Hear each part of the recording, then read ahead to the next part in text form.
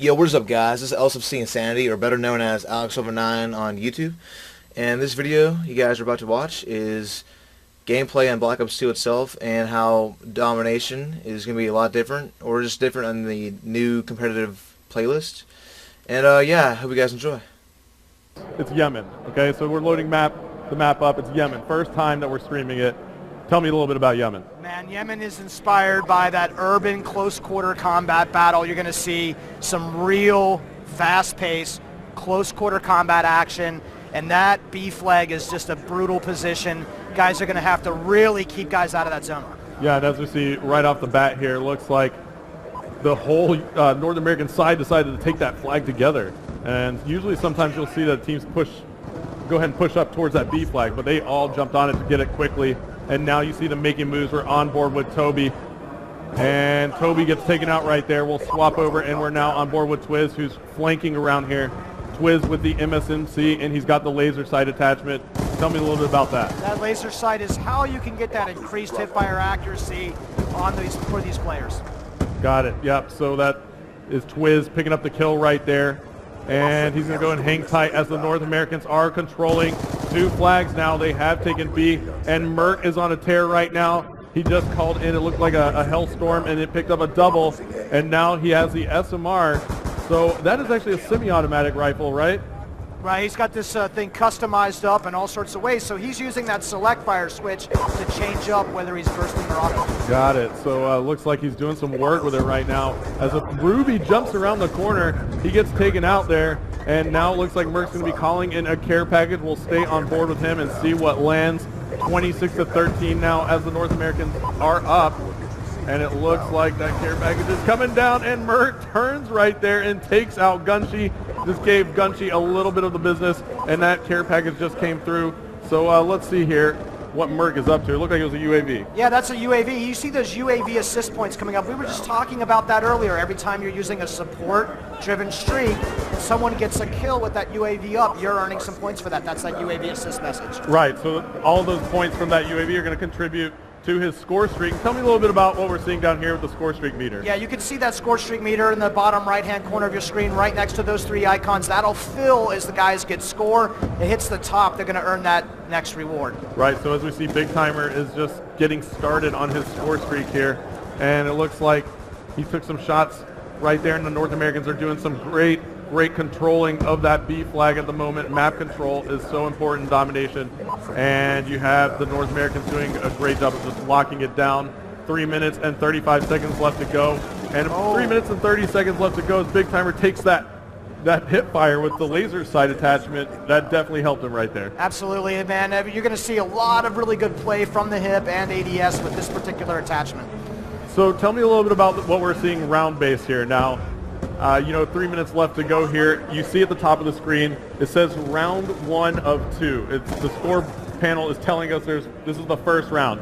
What's going on there? Right, so this is something we actually learned directly from the esports community. In a public game of Domination, you usually only play one round. You rack up to about 200 score and the game's over. But when we watch the guys play competitively, we realize that they like to play it round base. That makes sure that everybody has to spawn on each side of the map. Right, so and that's important because it makes the game a little bit more fair in Domination. You get to play from both spawns, and you're able to have an equal opportunity on both sides. It's a great thing. So we'll be playing 2 minutes and 30 seconds left here, and then the teams will switch spawn, and the score will remain, and we'll keep playing from that point on, right? Yeah, so it's still the guys with the highest score are going to win that game, but these scores will carry over to the next round. They'll start with the same exact scores that they end with. Yeah, that's awesome. So great thing there for everyone who loves to play Domination. And now it looks like the North Americans are turning the heat up completely with the 3 cap. A player is on the B flag. As we take a look here, we see that Minnie and Shane were on the C flag, and it looks like they did manage to cap that C flag, and we're on board with Big Timer still. So why don't we hop on board with the Europeans, take a look. Well, actually, look at this. Twiz and Ray from the North American side, Ray of Optic Gaming and Twiz are on massive kill streaks right now, David. We'll swap on board with Ray. And what's Ray got here?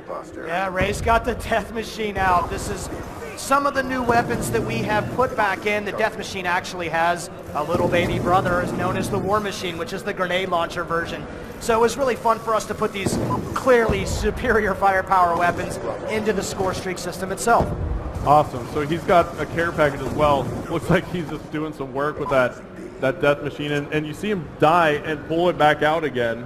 So he's able to keep that death machine, whereas I think in the past, if you died with the death machine, you lose it, right? That's right. So in Black Ops 2 multiplayer, you can hold on to that death machine sort of through multiple lives and through some extra ammo there. Yeah, and that's awesome. So Ray still has that thing, and he's got about 30 rounds left. So there it goes. It expires. And look at that play that just happened right there. Ruby ran right into a shock charge that came from the North American side. So tell me a little bit about that shock charge.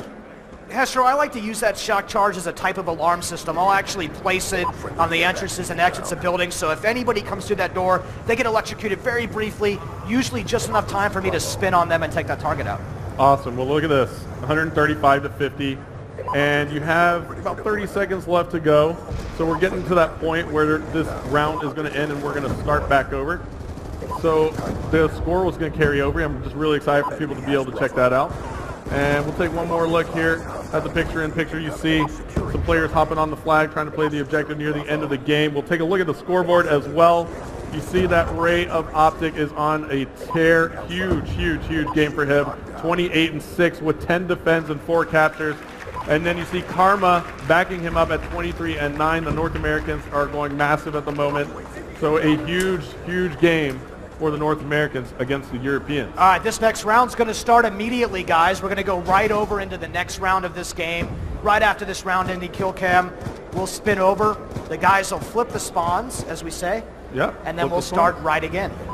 All right, so here you go. We're switching sides. A little bit of halftime, good breather. All right. And then right back into it. Now look, Hester, right at the top of the screen, you can see A, B, and C. That's because they're neutral. And as soon as someone jumps on the flag, it flips over to the team that has that particular flag. And it's so great. So right now we see that the B flag is getting taken. Why don't we swap back over and see who is near that flag? And it looks like it's a battle for control of that B flag right now. And it is just chaos here on the map. Looking great. Players are making moves. You just saw 2 players get taken out in the street right there, headed towards that B flag. So this is just basically a feel it out type of moment here, isn't it? I'm really excited by the way the these players will actually position and set up. They will not be in a hurry to grab the B flag until they feel like they can really lock it down. Look at Big Timer moving up beyond the flag radius so he can try to lock that position in really well. Yeah, and now we see that Karma is actually pushing up on that right flank, but he does get taken out right there. And now you see some players hovering over that B flag. Let's hop on board with Merc. There he is, taking the B flag with some help of his teammates. And there you have it. The North Americans do control the B flag now. So they have C and B in that 2 flag setup. That's always so crucial. And tell me a little bit more about Yemen here as we're watching it. You see a lot of tight corridors here, and tell me a little bit about the design of this map. Yeah, so we worked on this map really early on, and we wanted to make sure that we definitely brought that classic urban street fight that players love, make sure it was still available in Call of Duty Black Ops 2 as well. And this is why you see this such fast-paced action here. Look at the kill feed just spinning the entire time. Absolutely, and that's something players love in Call of Duty is just non-stop engagement, and that's what you get here on Yemen. And especially with Domination on this map, it's just non-stop. And you take a look at the map here overhead, you just see constant movement from the players, right? And it's just a great thing to watch. I actually love this view right here, just watching the triangles moving around the map. I'm always fascinated by the line battles these guys have. They will set up and just try to deal with the threats coming in on them. And in this view, we can see which guys are firing, and you can get a really good idea. Look at Merc coming around from the side, going for a flank. Yeah, and absolutely. We even saw the care package just get dropped right there for the North Americans, back on the C flag in a safe area. So I mean, it's just a beautiful thing. We can actually take a look here. We see that Shane is on the A flag now. Big Timer is on the B flag. He just ran through it. They still have control. And Ray now runs by the A flag. It looked like Ray was actually pushing for that capture. So the North Americans are now pushing this flag pretty hardcore and aggressively. And then the Europeans do manage to thwart that off. We'll jump on board with the Europeans. Why don't we hop on board with one of the ladies here? Jump on board with Kitty Cat. And we'll take a look at what she's using. She's got the MP7. And it looks like that class is pretty solid. Tell me a little bit about the suppressor attachment she has here too. That kind of comes back as an attachment What exactly does that do for you here? Yeah, of course, you know, we would bring back fan favorite attachments like the suppressor. This will keep you from appearing on the mini-map, of course. And this is really good for guys who are trying to stay low off that radar, of course. Yep. So as we see here, we actually see the perks now coming up. It looks like we got that off the spawn. Why don't we take a look at some of the perks here that players are using? And there you go. Looks like Kitty Cat is using Hardline Scavenger and Dead Silence. And why don't we swap around? Let's see if we can find some of those multi-combo, perk additions. There you go. Yeah. So here you have it. Tell me a little bit about this, David. Yeah, so Karma's definitely running perk 2 Greed, so he can have both extreme conditioning and dexterity, and with lightweight. This is a guy who clearly wants to move as fast as possible and be as nimble as possible. Yeah, absolutely. So lightweight is going to increase his movement speed. Extreme conditioning is going to allow him to run a little bit farther and longer, and dexterity is actually going to let him swap weapons faster, climb ladders faster, climb objects faster. So he's definitely going for speed here. And, that's the great thing about this is that you're able to customize those perks in your classes to be what you want to be as a player, and that's you in Black Ops 2. It's actually, the very good definition of what the pick 10 and the wildcard system is actually about in the first place, Astro.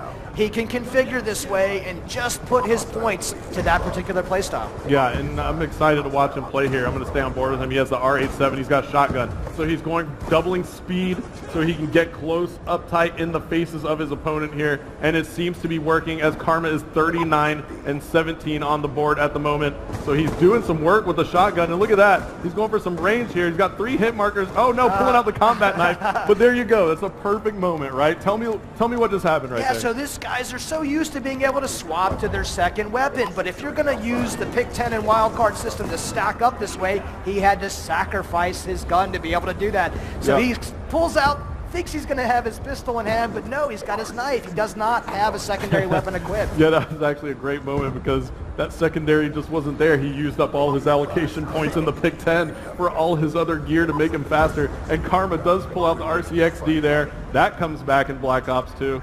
Tell me a little bit about that. There's a little RCXD running around the map still. Yeah, that's one of these things that we just felt like had to come back into the game. Upgraded that model and its animation and sounds for 2025. It's just something that feels totally appropriate for this kind of game. Yeah, and you can see the score streaks that Karma has over here. He's got an RCXD. It looks like he has a UAV, counter UAV as well. So he's definitely, it's a great class. It looks like he's making that rushing class. So that makes sense. Why don't we scroll through here a little bit more. And here we go. We have another one here. This is Big Timer, who's rocking Ghost, Hardwired, Extreme Conditioning, and Dexterity. So why am I not surprised that these pro players like to be on the move and moving fast and using their pick 10 this way? Absolutely. It's just, they're going to use it. 8 seconds left to go. The North Americans have clearly been in the lead here, 273 to 133 now. And the North Americans are going to take it in this domination. And they're pumped. Let's take a look at this final kill cam. Good job, Schwiz. Look at this.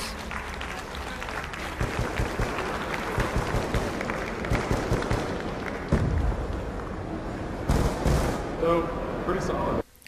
Hope you guys did indeed enjoy this video, and if you guys would also like a chance to win free Microsoft points, please leave a comment or even a rating on this video. And if you like this video enough or like any of us enough, please, you can also subscribe to us as well, and that'll be much appreciated. And until next time, I'll see you guys later.